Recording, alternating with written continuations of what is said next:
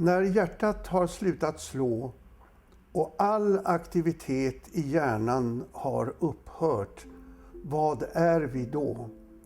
Döda naturligtvis.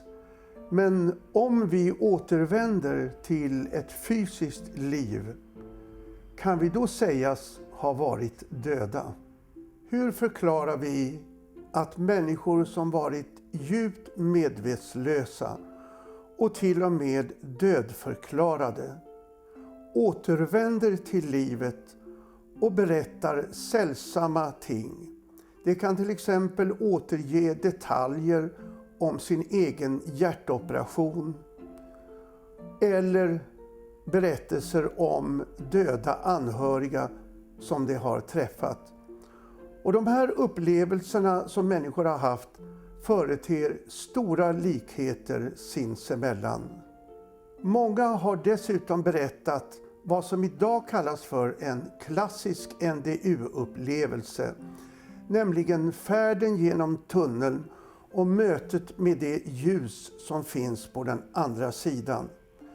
Där har de mött avlidna släktingar, vänner och bekanta och upplevt en oerhört stark känsla av glädje och tillfredsställelse. Och någon önskan om att återvända till livet har inte alls funnits, utan de allra flesta har velat stanna kvar där de befunnit sig. Vi träffade hjärtläkaren, kardiologen Pim van Lommel, som berättar om hur hans intresse för nära döden upplevelser väcktes. Det här är hans berättelse. Well, as a cardiologist, you have the chance to come in contact with patients who survive a cardiac arrest. And it was the first time in 1969. Yes. It was just in the first hospital I started for my specialization in cardiology. It was the time that the first coronary care unit started. Yes. We even don't realize that before 1967 all patients died of cardiac arrest because there was no coronary care unit. So in this time, as a very young doctor, we had a patient with a cardiac arrest and we resuscitated him with success. After a period of about 4 or 5 minutes, he regained consciousness. And we as nurses and the attending doctor, which was me, we were very, very happy that we succeeded. And the patients regained consciousness and was very, very disappointed. And it talked about light and a tunnel and music and a wonderful landscape. And I always say, I never forgot this event, but I didn't do anything with it. Until I read a book by George Ritchie, Return from Tomorrow, in '86. Yes. And so then I was so intrigued by this, why I didn't hear those stories more than the first time in '69. Then I started to ask patients who survived a cardiac arrest if they could remember something of this period of unconsciousness. And then, to my big surprise, within 2 years, I had asked 50 patients, and 12 out of 50 told me their near-death experience. Yes. So then started my scientific curiosity started to grow, because according to our current medical science, it is not possible to experience consciousness or enhance consciousness during a period of unconsciousness during cardiac arrest. You didn't agree with your medical upbringing? No, it was I always learned that it's not possible to have consciousness when you are clinical death. No. So that's the reason that we started in '88 in Holland a prospective study from all consecutive patients in 10 Dutch hospitals who survived cardiac arrest to find out if there could be an explanation for the cause and content of an NDE, because until that moment there had been just retrospective studies with a huge selection of patients, and it was impossible to find out what were exactly the medical circumstances that the NDE happened. Yes. So there was no prospective study at all done until that moment. So then we had 344 patients who survived a cardiac arrest, and we found out that 18% of those patients had a near-death experience, had memories from the period of unconsciousness. 82% did not. And when we looked for an explanation. To our big surprise, there was no difference at all between these 18% of patients with an NDE and 82% patients without an NDE. So that the duration of cardiac arrest, if the cardiac arrest was 2 minutes or 8 minutes, was no difference. Whether it was a period of unconsciousness for 5 minutes or being in coma for 3 weeks, was no difference at all. So the use of medication, the fear of death before the arrest, pre-knowledge of NDE, that you know that it is possible, or gender, or religion of education. There was no difference at all between the patients with and without an NDE. So the conclusion of our study was that all, until that moment, mentioned possible explanations for the NDE, which was lack of oxygen in the brain, or hallucination, or fear of death, of side effect of drugs, or whatever, could not be true. No. In this first large-scale prospective study, we couldn't find any of the, until that time, mentioned explanations, physiological, pharmacological, or psychological explanations.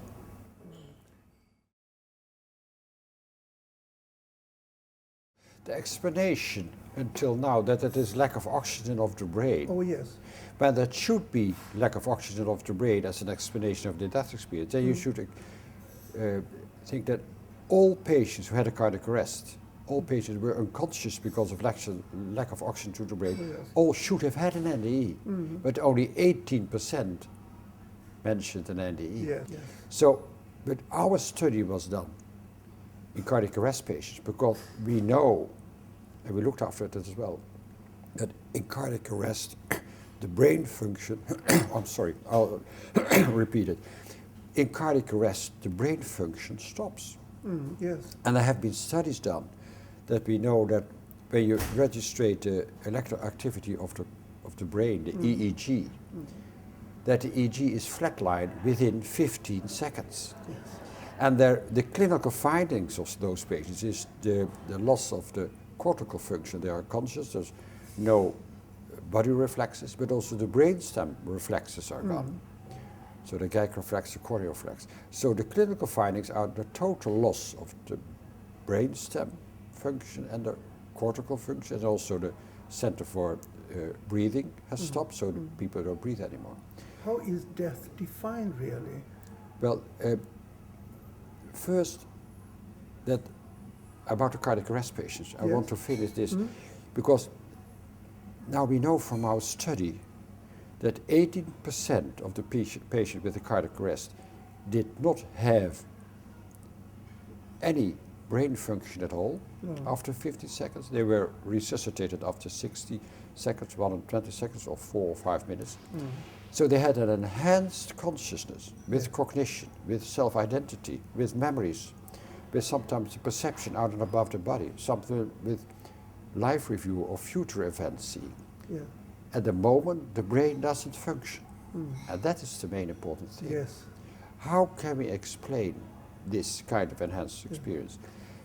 And it is not possible to find any explanation at all in our current medical science. No. Because we believe, which is still a hypothesis, that consciousness is produced by the brain. Yes. And when this should be true, it's not possible to experience an enhanced consciousness in a period that the brain doesn't function. No. So we should start a discussion how it is possible.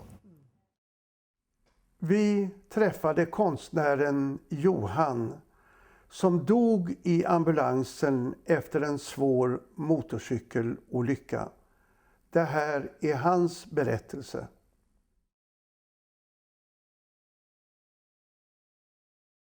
Den 26 juni 1980 dog jag i en trafikolycka på Hallandsåsen. Jag körde motorcykel rakt in i en långtradare som gjorde en U-sväng på motortrafikled. Och jag dog i ambulansen ett kort stund, men återuppväcktes, och var medvetslös några dagar sedan på sjukhus.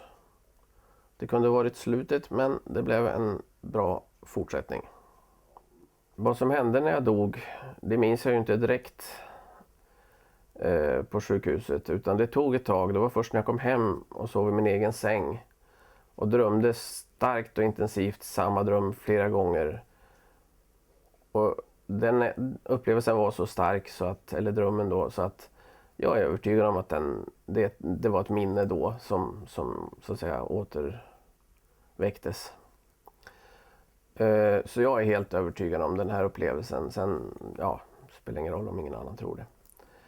Och vad som hände var att jag drogs upp mot många. Många var ljus som kunde höras eller ljud som kunde ses. Det var jättesvårt att förstå vad det var för någonting. Och det var som många punkter som drog. Och varje punkt var kanske en själ eller en människa eller någonting. Och ju högre upp jag kom, desto mer förstod jag också meningen med mitt liv. Och jag förstod massa saker. Och då saktade jag in och var inte riktigt säker på att jag ville liksom, jag kände att jag var inte klar. Och jag hade också ett möte på något sätt med någon som vi kommunicerade, fast inte i ord då. Och att det var en slags igenkännande känsla. Och det slutade med att jag fick ett slags okej, vi ses igen. Och så åkte jag tillbaks till jorden. Och glömde allt det där som jag förstod då, meningen med livet, eller det här extra kunskapen där. Och sen dess har jag i och för sig fått 2 barn och kanske gjort konst och kunna glädja människor med och möjligen blivit en klokare människa. Men det var ju andra saker som hände också. Det var alltså just den känslan av att inte ha en kropp, att vara helt fri. Man såg 360 grader åt alla håll. Och att ljud och ljus, alla sinnen var ett. Man var fokuserad som i en punkt. Det var en otroligt häftig upplevelse och det är den största lycka jag någonsin har känt. Och det är så att jag ryser när jag tänker på det. Och det, för mig är det, alltså, jag tror faktiskt att döden är livets efterrätt. Att man kommer till ett bra ställe på något sätt. Där det är skönt att vara helt enkelt. Sen om det då är himmel eller hur det ser ut riktigt där uppe, det vet jag inte. För det hela var så abstrakt. Det var ljud och ljus samtidigt. Det gick liksom inte att skilja de olika nyanserna i upplevelsen. Men det var en otroligt stark upplevelse. Och det bästa med det hela är ju att jag är inte rädd för att dö. Och det gör ju att det är lättare att leva. Att hur jävligt livet än blir så har man just den här efterrätten som man inte blir snuvad på. Och det är någonting jag gärna förmedlar också till människor som jag möter. Att man inte ska vara så rädd just för döden. Att det är början på ett nytt äventyr.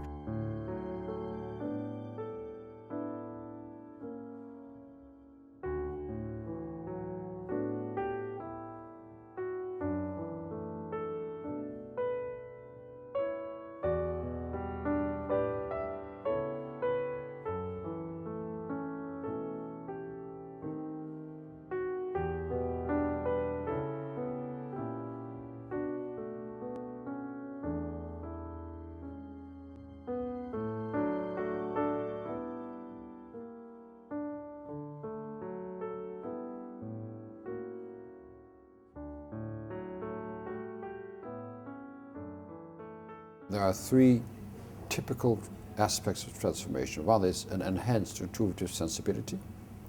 Second is the loss of the fear of death. And the third is a new insight in life. Yes. So the 3 aspects. So we started to do interviews after 2 years and 8 years of all patients who survived a cardiac arrest with an NDE and a matched control group of patients who also survived a cardiac arrest but without any memories of this period of unconsciousness. Yes. to see if we could find an explanation of this transformation. Is this transformation due to the cardiac arrest, which could be, Yes. or is it due to the NDE? And what we found out, that only patients with an NDE did show this typical transformation. Yes, yes. Det här är berättelsen om Åsa som efter en svår canceroperation vistades i hemmet där hon plötsligt blev djupt medvetslös och hade upplevelser som faktiskt kan jämställas med en äkta nära döden upplevelse. Det här som jag har varit med om, det hände för drygt 20 år sedan. Och, jag hade cancer och gick igenom en stor operation i Umeå. Och så några dagar senare så åkte vi hem med bil och den här bilfärden var jättejobbig. Jag fick sitta hela tiden med en kudde mot magen för att varenda litet gupp gjorde ont. Och när jag kom hem då var jag så jättetrött så att min man fick bära mig in och lägga mig på soffan. Och sen försvann han och barnen ut i köket och skulle göra fika. Och jag låg där på soffan och skulle försöka sova lite. Men plötsligt så kände jag att jag försvann. Och så upptäckte jag att jag stod i botten på en djup brunn. Med en alldeles rund brunn med släta jordväggar. Och ett alldeles runt slätt jordgolv. Och jag stod där nere i det här på golvet. Och så öppnades en dörr. Och det strömmade ut jättevarmt ljus. Och det var en mansfigur som stod i dörröppningen. Ungefär som man tänker sig när man var liten och en Jesusfigur. En mansfigur med lång vit särk. Och så hade han lite längre hår och skägg. Och så höll han upp den här dörren mot mig. Och bjöd mig att stiga in. Och innanför var det ett landskap med träd och buskar och stora ängar. Och jag såg min pappa och min farmor i bakgrunden. Och det här ljuset var enormt starkt, men det var varmt och väldigt kärleksfullt. Men till slut så kände jag att nej, inte än. Jag tänkte på mina barn då. Mitt yngsta barn var 3,5 år. Så att, och jag drog efter andan. Och så helt plötsligt så var jag tillbaka i soffan. Och det gav mig ett lugn. Jag har tänkt på det många gånger sen, att det här med döden, det är nog någonting väldigt fint. Men jag kände väl att jag var inte mogen för det än.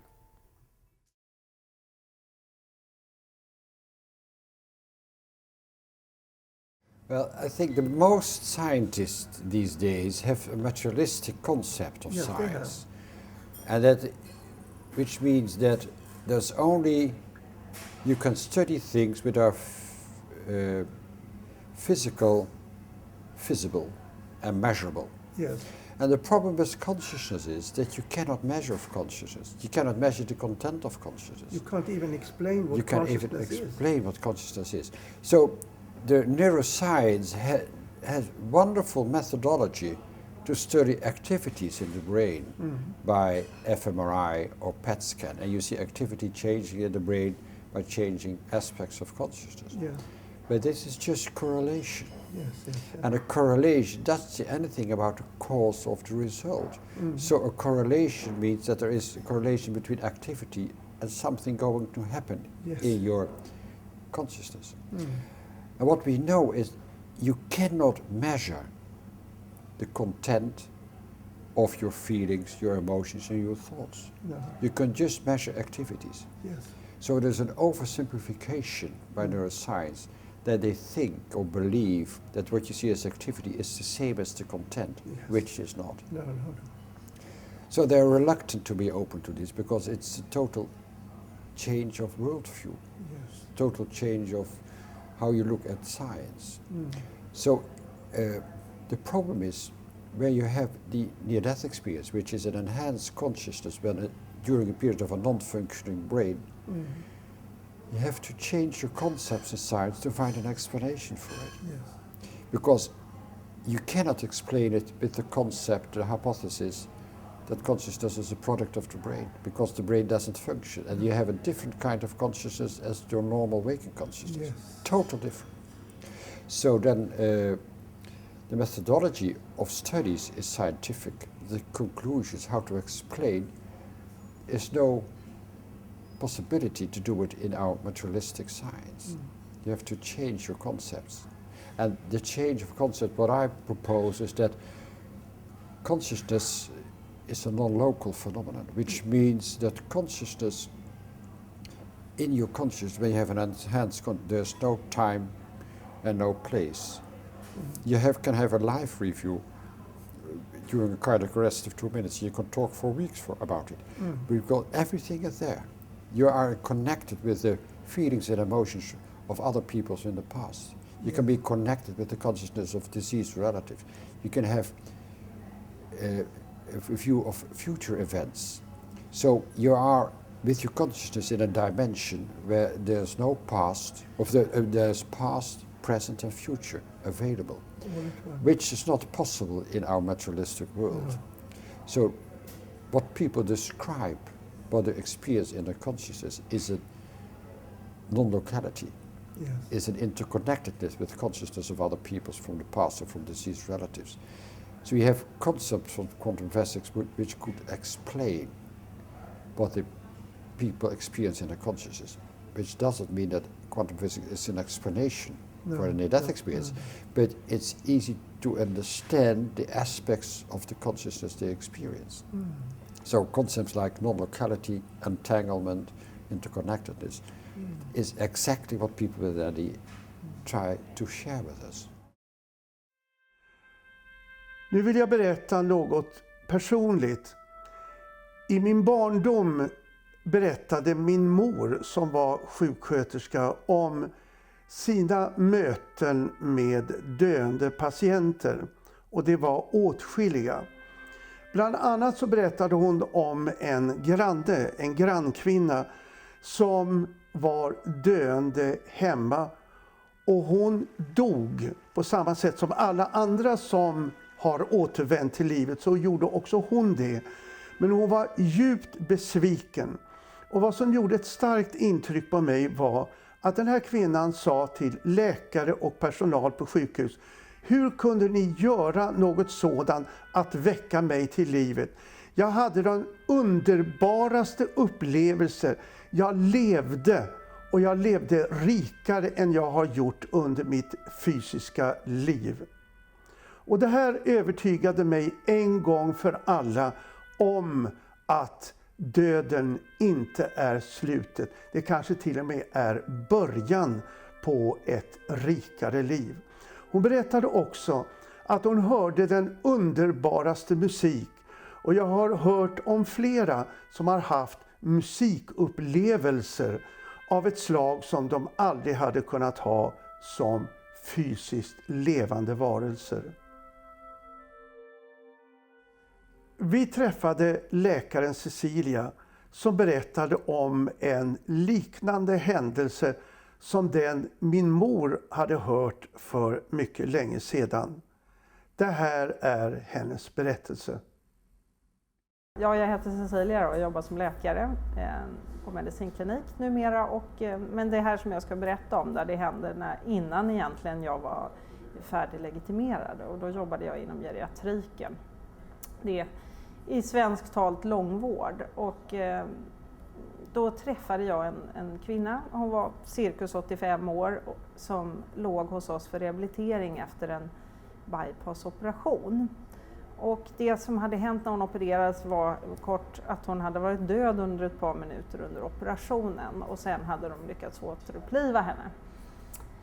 Och när hon kom till oss då så det var en ganska flagrant och excentrisk liten dam som pratade ganska mycket och ringde ganska mycket på klockan och tror jag uppfattade som ganska orolig.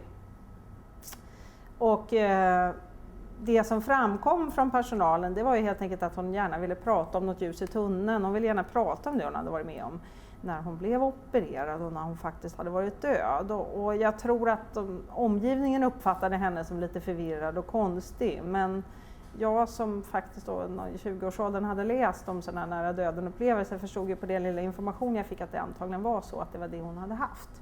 Så att i samband med en rond så satt jag helt enkelt ner och pratade med henne och då berättade hon väldigt gärna för mig vad det var som hade hänt. Och då beskrev hon att när hon då under den här operationen dog hade känt hur hon lämnade sin kropp och tittat ner på sig själv och efter det så hade hon upplevt ett väldigt starkt ljus i en tunnel och sen hade hon träffat det som hon uppfattade som Gud och kommit till ett oerhört vackert ställe.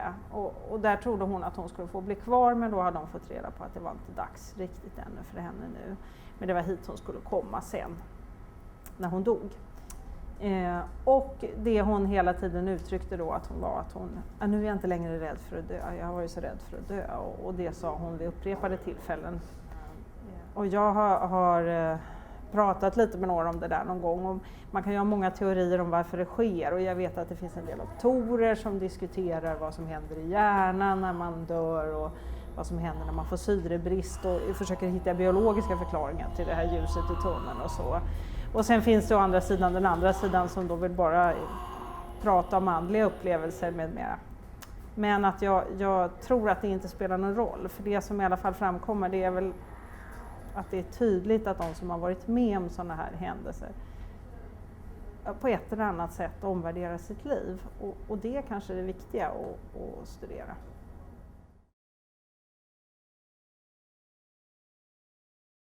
It's also well known that you don't have to be clinical death to experience an ending. No. It can also happen in severe illnesses or shock after loss of blood or near drowning, but also in depression or isolation or meditation.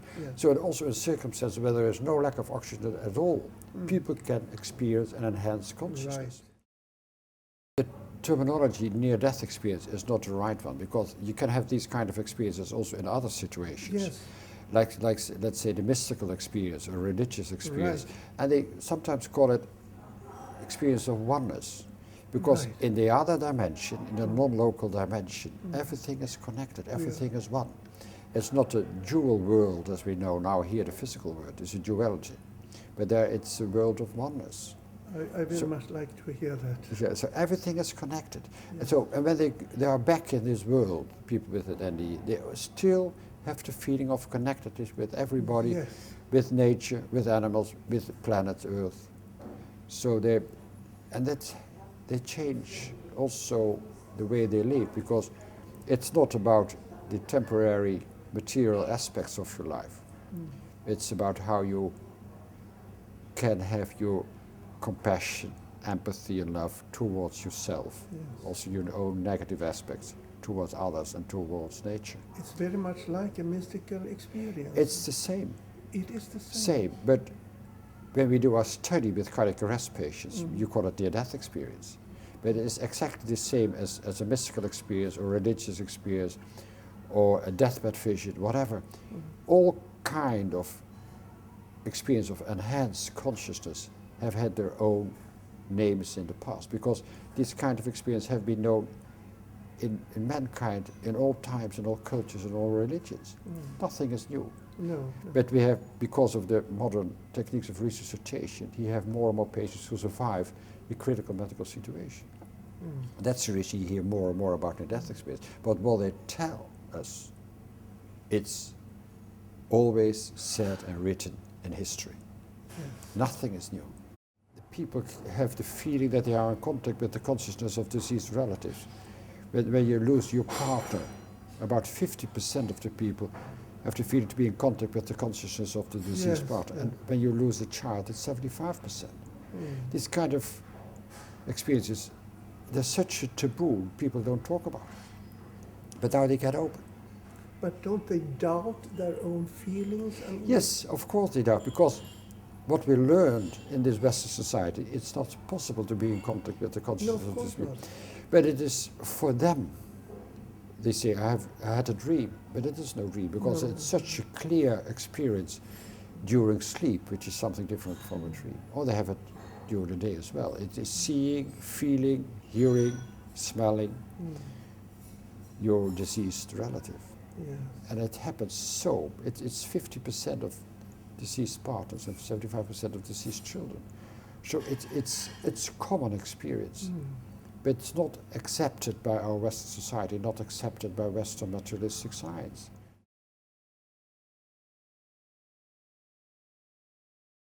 Vid flera tillfällen i mitt liv har jag haft en och samma dröm om min avlidna älskade pappa.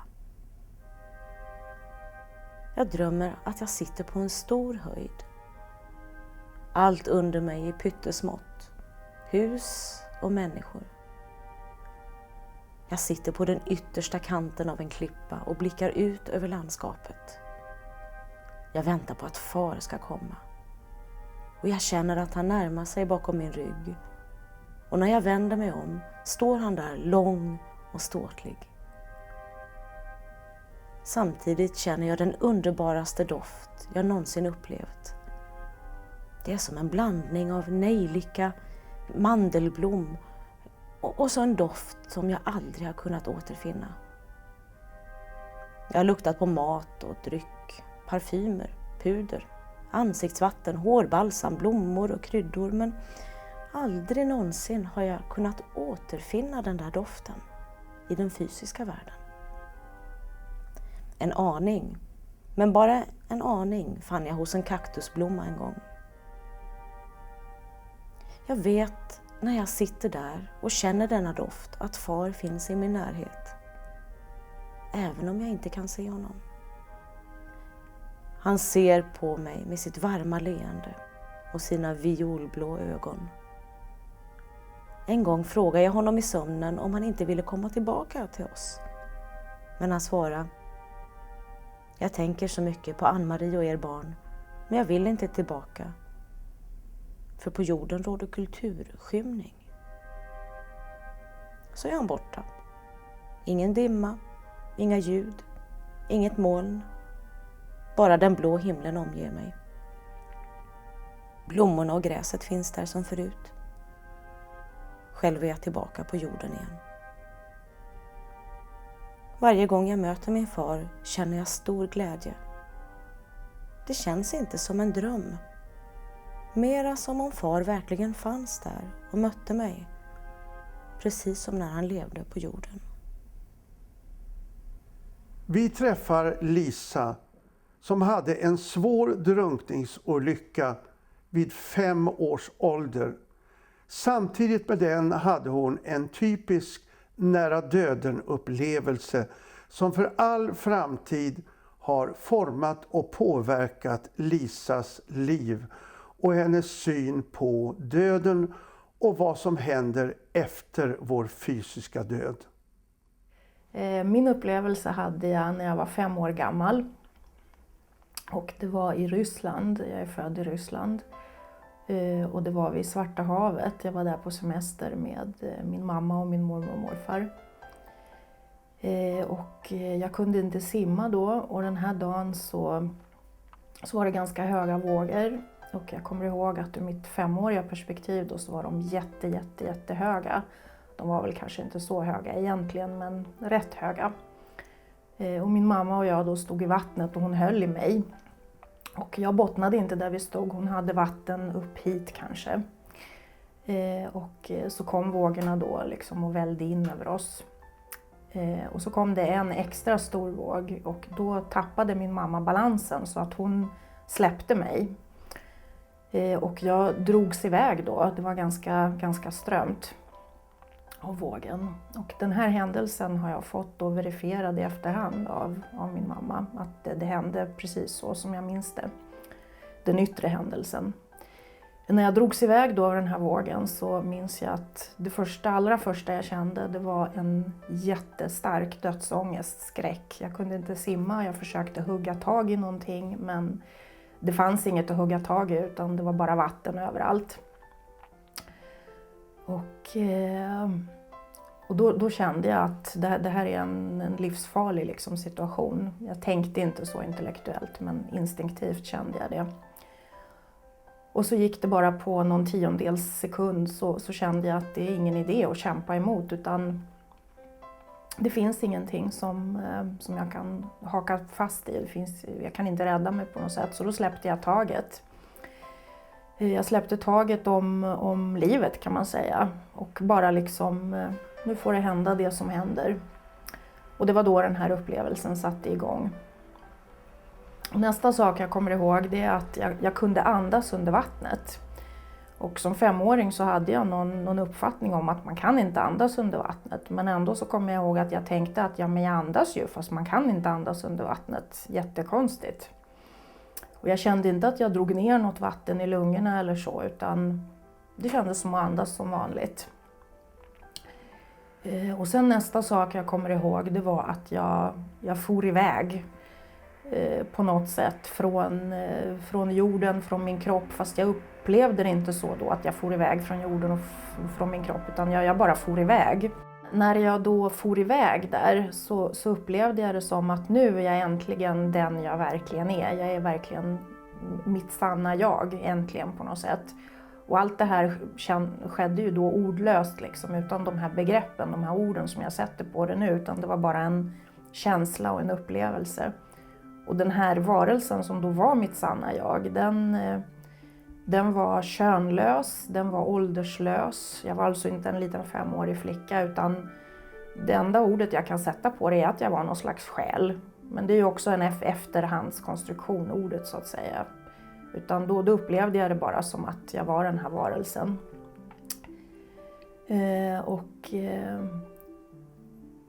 När jag färdades genom det här mörkret då och såg den här ljuspunkten i fjärran, så kände jag en otrolig frihet. Det var en sån fantastisk frihetskänsla som inte går att beskriva i ord, som så mycket annat då, den här upplevelsen. Det var en känsla av att bokstavligt talat så fanns det inga begränsningar. Man kunde göra precis vad som helst. Man kunde färdas vart man ville. Ville man veta någonting så kunde man få veta det. Man kunde göra precis allt. Och samtidigt hade jag också en otrolig känsla av trygghet, av frid, och det är också väldigt, väldigt svårt att sätta ord på de här känslorna, för att det finns ingen motsvarighet för de här känslorna i det vanliga livet så att säga, utan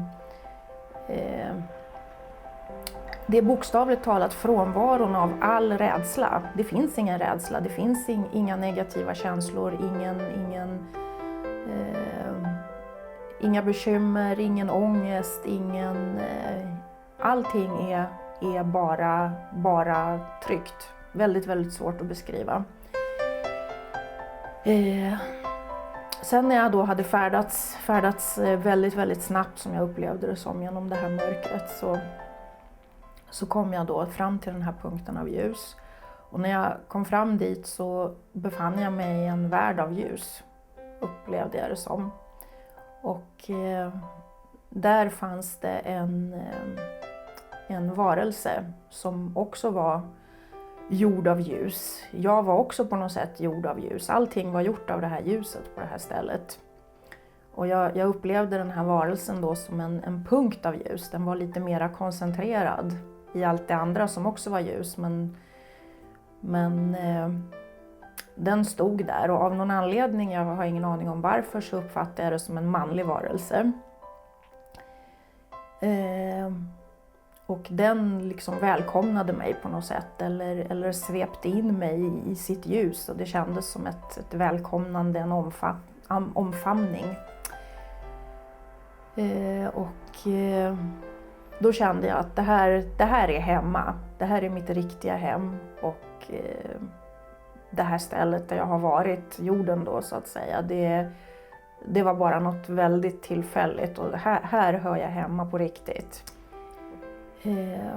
Och så nästa sak jag minns, det är att den första varelsen var borta. Var den hade tagit vägen vet jag inte. Och då var jag på något annat ställe. Hur jag hade kommit dit vet jag inte heller. Men då befann jag mig bland andra varelser som också var ljusvarelser. Och de här var som mina kompisar eller släktingar. Och det var som om jag hade varit borta från de här varelserna jättelänge och nu träffades vi igen och vi var otroligt glada. Jag var jätteglad och de var jätteglada över att träffa mig. Och det var inte några släktingar från jorden eller sådär som jag kom ihåg eller någon död farfars far utan det var bara varelser. Och det är så jag kommer ihåg det också. Men på något sätt så kände jag att de känner mig jättebra. Och i efterhand då så har jag liksom satt ord på det som min själsliga familj. Jag kan inte liksom sätta något bättre ord på det. Och som då jag upplevde så mycket viktigare för mig än min jordiska familj.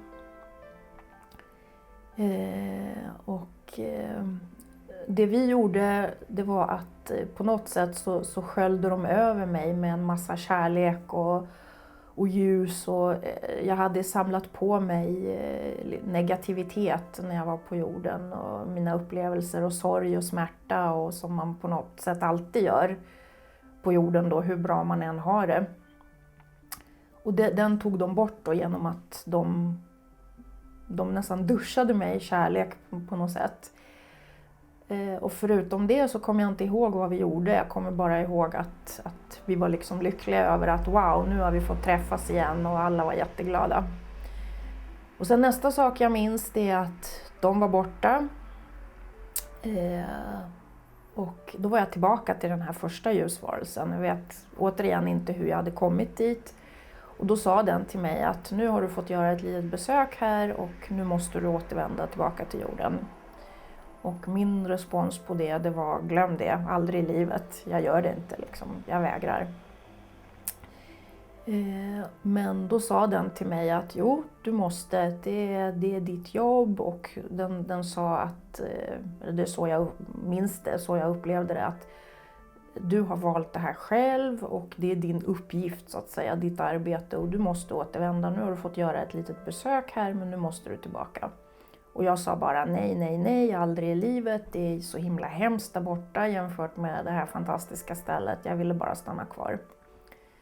Och då påminde den här varelsen mig på något sätt om att ja, men du måste ju komma ihåg att det finns ju ingen tid egentligen. Så tiden är ju ingenting. Du kommer vara tillbaka här utan på nolltid. Så tiden är ju bara en illusion. Och det var så jag upplevde det där också, att det fanns ingen tid. Men sen det nästa sak jag minns då. Jag minns inte hur jag kom tillbaka. Men jag minns att då kände jag plötsligt min kropp igen.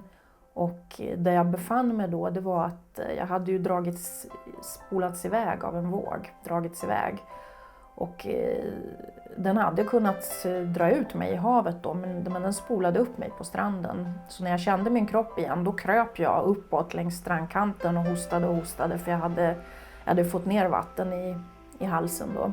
Eller i lungorna, jag vet inte, men jag hostade väldigt starkt i alla fall. Och sen var jag tillbaka och den allra första känslan jag kommer ihåg, det är att jag var enormt sorgsen och ledsen och kände en djup smärta över att jag var tillbaka. Och det enda jag tänkte, det var att jag vill inte vara här. Men det var jag. NDU-upplevelser inträffar inte bara när vi befinner oss i djup medvetslöshet under operation, när vi har hjärtstillestånd och saknar hjärnaktivitet. Near-death experiences can happen in any situation. They can happen in cardiac arrests. They can happen in serious illness. They can happen when you're very frightened. And they can happen when you're sitting in front of the fire. Yes. Now, if that is so, then it means that no single explanation will explain them all. And so I was very surprised when into my consulting room one day came a man who told me the following story. He told me that he was having a cardiac catheter. He told me that the catheter went wrong. He told me that he left his body and watched the resuscitation process. And then he described a full near-death experience where he went down the tunnel, met the being of light, went into the English garden, had a life review, and then a decision to come back into his body again.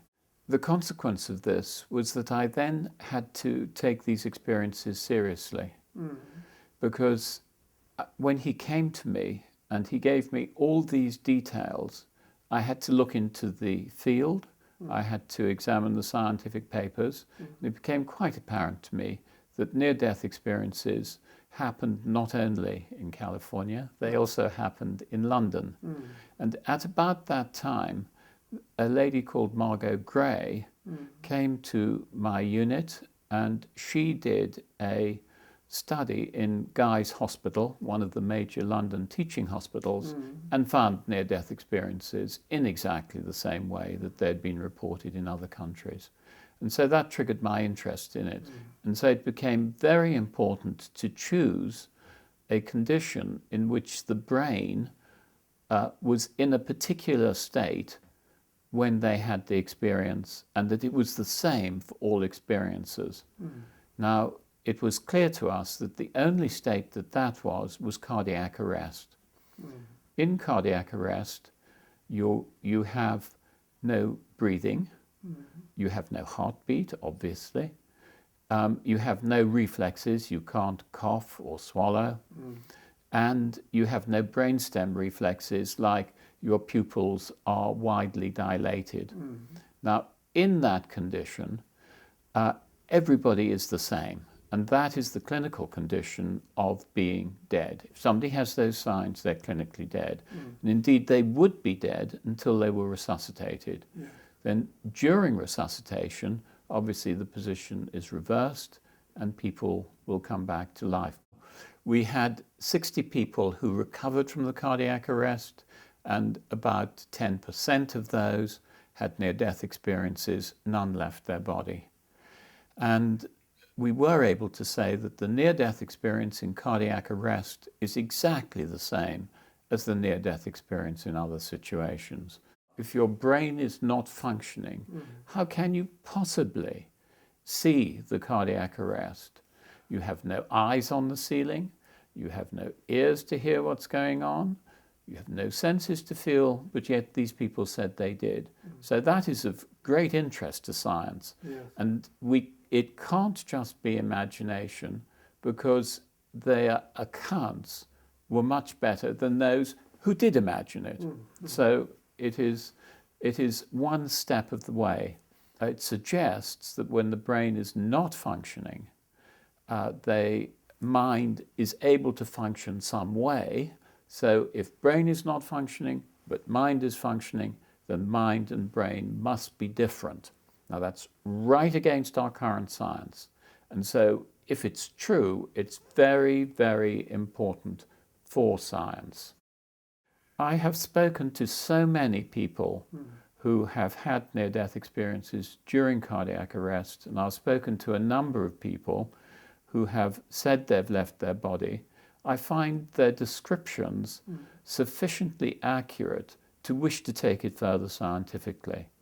I don't think it's imagination. I think in some way they're getting information, but I don't know how.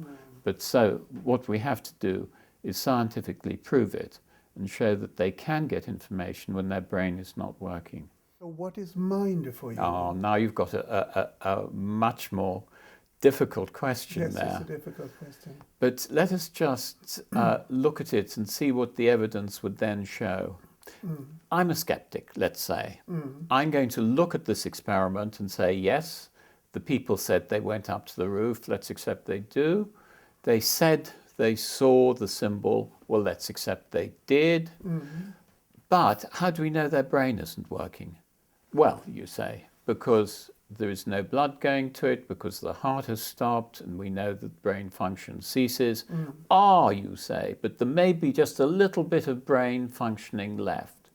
Well, it can't be that, and it can't be that because in order for the brain to establish a body image, in order for the brain to be able to see, you have to have large areas working together. Yes.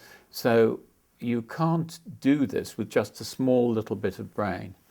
So it would produce real difficulties for science, and it would suggest that we would have to then think seriously about the nature of consciousness and mind.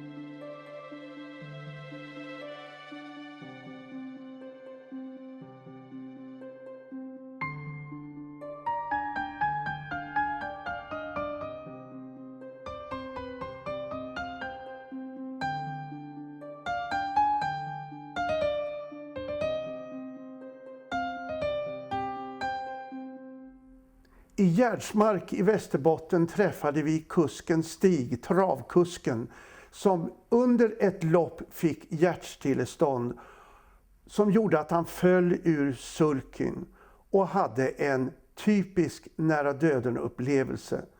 Den här upplevelsen gjorde att han för all framtid miste all rädsla för sin fysiska död. Jag ska försöka skildra när jag åkte av sulken i Övik när jag körde ett lopp där. Satt ju i ledningen och det var ju så bra allting och så minns jag ingenting. Utan jag kom i en stor tunnel och längst fram det var ett ljus. Men tunneln var ju lång så att ljuset såg så litet ut. Men jag kom ju närmare och närmare och då var det en läkare som hade hoppat över staketet och kom fram till mig och klappade mig på kinden. Och då vaknade jag och tänkte, jag var ju dumt det här. Det var ju så skönt och vitt och fint där jag var. Men så är det. Jag har ingen rädsla för döden efter det där, utan jag tyckte det var vitt och skönt och varmt. Och jag mådde faktiskt bättre än att vara vaken. Och jag har fått en helt annan syn på det, med det där, för att man har ju alltid gruvat sig för att vara på begravning och sånt där, men jag tror att många har kommit väldigt bra till.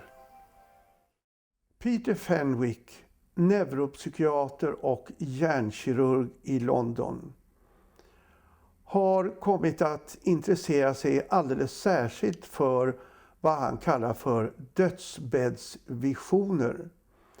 En sådan innebär att människor som har vakat vid det döendes sida har haft upplevelser om vad som väntar den döende. Det har också handlat om hur den döende själv har berättat om sin vandring mellan två världar, mellan den dödes värld och det levandes. De här visionerna innebär också att djur har reagerat, eller han berättar om hur djur har reagerat när en människa är på väg att dö. Och det här är sådant som har utspelat sig både i hemmen och på sjukhus. Och det här är oerhört spännande, för det visar på ett övertygande sätt att vi alla är förbundna liksom med osynliga trådar. Och att ingen av oss är så separerad och avskild som han eller hon upplever sig vara. Vi är alla förbundna. First of all, dying is not like we think. It's not just a switching off like that. There's a whole process to dying which starts before you die, and maybe 3 or 4 weeks you go into the terminal phase. Now, during that time, a number of people report what they call deathbed visions. Over 50% of our carers, it was higher than that, over 60% of the carers had, in the prospective study, had deathbed visions reported to them by the dying or by the relatives of the dying. In these deathbed visions, the dying see a dead relative who comes quite often into the room. Sometimes they stand outside, but more usually they come into the room and they will talk with the person who's dying. The person who's dying is usually very pleased to see them. Sometimes they will try and shake them by the hand. They will speak to them. And the relative may also tell them when they're going to die. They say, I will be back for you on Tuesday. And what's interesting is that the dying person's language changes. They go into journeying language. They say, I'm going on a journey. They say, when they come to collect me, I will be going. And a lot of them then say, I will be going home. Now that's really interesting. Yes. So they're going to journey in language and say they will be going home. Now, there is a doctor in Texas, Houston, who's written a book, Into the Light, about these experiences in his hospice. There are not enough of us doing this work. And in America, maybe because it's in Southern America, which has a very strong religious overtone, they have a lot of spiritual figures who come. Angels, who quite often come into the room, and again, like the relatives, will sit on the bed. But John Lommel is very clear. What he says is you have to invite these people. So you've got to invite your relatives. You've got to invite the religious figures. So that's important. So you have to know what's going to happen when you die. But some people, they will come to anyway. And then you can negotiate with them. You can say, my son is coming from Australia and won't be here for another few days. Can you please meet me after my son arrives? And usually they'll say yes. So you can hold death off for a bit. You can't hold it off for a long while, but you can hold it off for a little. So it's important to know that as well. Very interesting. And then you go through another phase where I begin to get an answer to my question, and that is, what is the mental state that the dying experience? Is it like the near-death experience? And it is.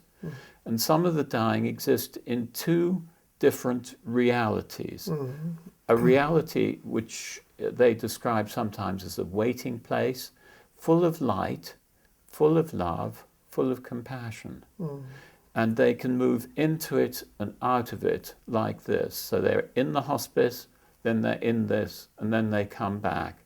And in this area, they say that there are dead relatives who are waiting to collect them and take them on. So spiritual beings sometimes, and other times just dead relatives who are in this light, love and compassion. And then we come up to dying. Now that is really interesting, because dying isn't what we think it is, just that, finish. It's very different, and there are a lot of phenomena around dying. Now remember, this is in a prospective study. These are results which are given to us by carers of the dying, and we know that these things occur quite frequently. They're not very rare. And the carers and the relatives report that they see things leaving the body at the time of death. Now, it's described as something wavy, a smoke-like thing. But if you go to the Tibetan Book of the Dead, then there is a description of what happens as you die. And the Dalai Lama says that you go through several sets of experiences. The first one is you experience a mirage. You know the hot, wavy lines on the road. You experience a mirage, then you experience smoke, then you experience sparks, little bright patches of light. Then you experience the flickering of a butter lamp flame. It's a flickering flame, really. Then you lose consciousness completely. Then you experience an orange light. Then you experience a white light. Then a living blackness. By this time you've been dead for a little while. Then you experience unconsciousness for the first time. And then when you come back from that, you come back into what they call the clear light. And in their religious description of this, you can then get a light body and progress with your own evolution. Otherwise you come back because they believe in reincarnation. But the point about this, and why I'm saying it, is that there is a marked similarity between what we see in our culture and what the Dalai Lama says happens in his culture. We have accounts of a mirage-like thing leaving the body. We have accounts of smoke leaving the body. We have accounts of light surrounding the body, and we have accounts of sparks surrounding the body as people die. So dying is a very interesting time with very interesting phenomena, but it's even more interesting than that. It's quite common. 33%, that's a third of our carers, had related to them or seen light surrounding the body at the time of death. Then we go on to what are called the paranormal phenomena. And the commonest one of these are called deathbed coincidences. And the deathbed coincidence is fascinating. The dying person seems to make a visit to somebody who they're emotionally connected to. Now we have lots of accounts of these, because I've given talks on the television and people have emailed me with their experiences. We have over 2,000 experiences, many experiences of deathbed visions and deathbed coincidences and other things which happen. But most of the time I'm talking about what the carers have reported. Now in a deathbed coincidence, as I say, the person goes to visit somebody, but it depends on the mental state of the person when the visit occurs. If you're awake, it's different from if you're asleep. If they're awake, then it's a very strong feeling that this person has died. They feel they have to go to the telephone and ring up immediately to find out what's happened, particularly if they don't even know he's ill, which is often the case. Sometimes it may be they may experience a light, but that's rare. It's much more feeling. Sometimes it's a push, a hard push, and then they know at the same time that this person is dying and is in trouble. Sometimes it's the person seems to come to them and they get a much more coherent sense of it, and they get a message from the person, but that's much rarer. So it's usually just this feeling that the person's died. Now, if you're asleep, then it's very different. It becomes much more dreamlike, and it's much more of a narrative. Let me give you an example. This is a woman who, she said she woke up. I don't know whether she was awake or not, but I think she was asleep and dreaming. And what she experienced was this. She saw, in the dream, her son coming down a tunnel. Note the difference between the similarity between this and the near-death experience. He was dripping wet. She's in Australia, he's in England. He was dripping wet. And as he came towards her, he came into the light. And the light is composed of love and compassion in exactly the same way as it is in the near-death experience. And then he said to her, "Don't worry, Mum, I'm okay. Everything's okay." And then it faded. Now she knew immediately, there's something about these visions that they do know, that he had died. So the next morning when she could, she rang England, and she found out that that evening, at the time of his death, her son had been drowned in a yachting accident. Now, that contains all the qualities of the accounts that we've had when people have been asleep. They're much more comprehensive. Note the dripping of the person's clothes and the relationship between the drowning and the time that he came. So those are called deathbed coincidences.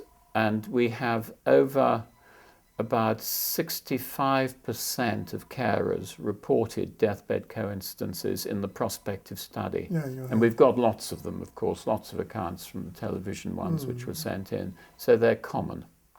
Now, the next thing that happens, we've talked about things leaving the body, we've talked about deathbed coincidences. The next one is things go wrong in the room. The alarm may go off in the nurse's station. The television may stop functioning. And what really interests me are clocks. You don't have this in Sweden, but we do in England. There was a public house, a hotel, in the 1800s where there were two brothers and they owned the hotel. And there was this lovely, what used to be called long case clocks or standing clocks. You have standing clocks in Sweden. Yes, I know. And it kept extremely good time. When one brother died, it is said that the clock went slow and they couldn't time it again properly. When the other brother died, it is said the clock stopped. Yes. And 50 years later, an American was traveling through Yorkshire, went to this pub, heard this story and wrote a song about it. It's called My Grandfather's Clock. And so all children in England know the story of My Grandfather's Clock. And so these standing clocks are now called grandfather clocks. And so the story of clocks stopping when you die is in our culture. And what I wanted to know, do clocks really stop?